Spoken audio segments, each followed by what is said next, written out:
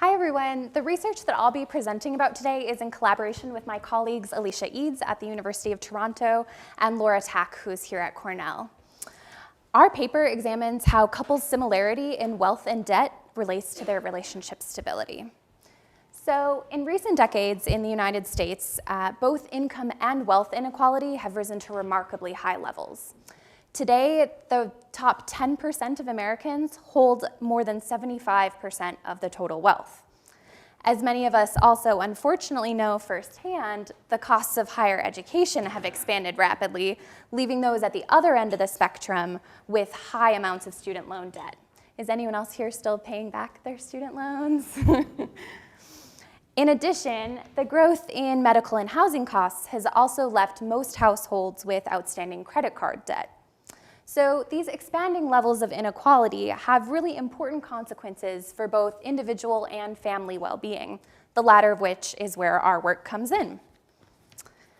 Even though we like to think of our relationships as personal bubbles that are insulated from the outside world, in fact, our intimate lives are heavily shaped by both social and economic factors.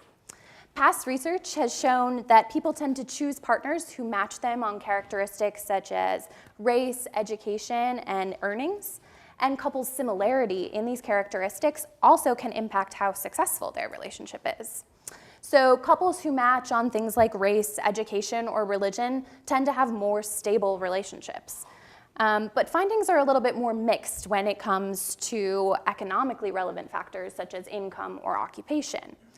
Essentially, what we know here is that similarity matters for relationship formation, but we know a little bit less about the consequences for relationship stability, particularly when we're considering economic characteristics.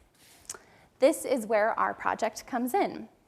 To gain a better understanding of this issue, we examine the assets and debts that individuals bring to the table when forming a romantic relationship and how this impacts whether or not they stay together. Using the Survey of Income and Program Participation from 1996 to 2008, our research shows that married and cohabiting couples who are different sexes are more similar to each other in levels of assets and debts, have a higher chance of staying together than couples with different levels. In other words, couples where one partner holds more than the other are more likely to break up. This may stem from the fact that one partner is more economically independent from the other. They can easily walk out of the door and support themselves when they leave. Out of everyone, though, couples where neither individual has any assets are the most likely to break up, pointing to the importance of financial strain in relationships.